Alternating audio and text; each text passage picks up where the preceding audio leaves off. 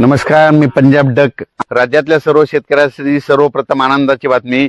राज्यात 7 तारखेपासून म्हणजे 7 नोव्हेंबर पासून राज्यातला पाऊस रजेवर जाणार आहे, कायमचा निघून जाणार आहे, विड्रॉल होणार आहे, म्हणून हा अंदाज सर्व शेतकऱ्यांनी लक्षात घ्यायचा.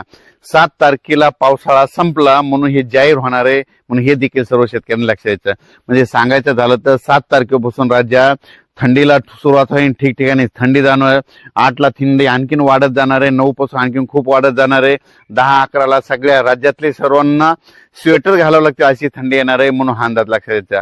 आणखीन ह्या 3 दिवस काय परिस्थिती आहे तर राज्यातल्या सर्व शेतकऱ्याला सांगू इच्छितो की आज 4 नोव्हेंबर आणि 5 नोव्हेंबर दरम्यान राज्यामध्ये काही जिल्ह्यामध्ये तुरळक ठिकाणी विखुरलेल्या स्वरूपाचा भाग बदलत पाऊस पडणार आहे. सर्वदूर काही पडणार नाही, म्हणून हा अंदाज लक्षात घ्यायचा.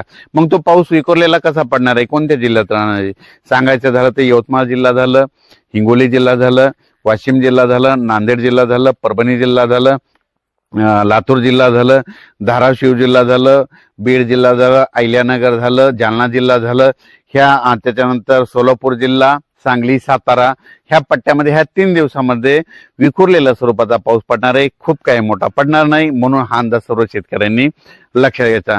मग राज्यामध्ये थंडी कशी सुरू होणार आहे तर सर्वप्रथम सांगू इच्छितो राज्यात थंडी एकदम सगळीकडे येत नसते, पण कशी सुरुवात होते राज्यात आपल्या महाराष्ट्राकडे उत्तरेकडून थंडीला सुरुवात होते. म्हणून राज्यात नेमकी थंडी कशी होणार आहे उत्तरेकडून म्हणजे सांगायचं झालं तर 5 तारखेला म्हणजे नंदुरबार जिल्हा झालं, नाशिक जिल्हा झालं, निफाड तालुका, त्याच्यानंतर धुळे जिल्हा झालं, जळगाव जिल्हा झालं, इकडं मलकापूर, नांदुरा, बुलढाणा घाटाच्या खाली, त्याच्यानंतर खामगावच्या त्याच्यानं पलीकडे अकोला, तेलारा, अचलपूर, दर्यापूर, मोर्शी, अमरावती, वर्धा, भंडारा, नागपूर ह्या पट्ट्यामध्ये 5 तारखेलाच राज्यामध्ये थंडी थोडी जाणवायला सुरुवात होईल आणि त्या दिवशी धुकं देखील येईल, धुळी देखील येईल, म्हणून हे लक्षात येतं. त्याच्यानंतर 6 तारखेला ती थंडी काय होणार आहे परत पुढे सरकणार आहे. मग ती पुढे कुठं येणार आहे मग इकडून सुरुवात करू आपण संगमनेर तालुका, आंबेगाव तालुका, जुन्नर, त्याच्यानंतर अहिल्यानगर, संभाजीनगर, त्याच्यानंतर बीड जिल्हा, त्याच्यानंतर परभणी जिल्हा, त्याच्यानंतर जालना जिल्हा, त्याच्यानंतर हिंगोली, वाशिम आणि यवतमाळ 6 तारखेला ह्या पट्ट्यामध्ये थंडी जाणवणार.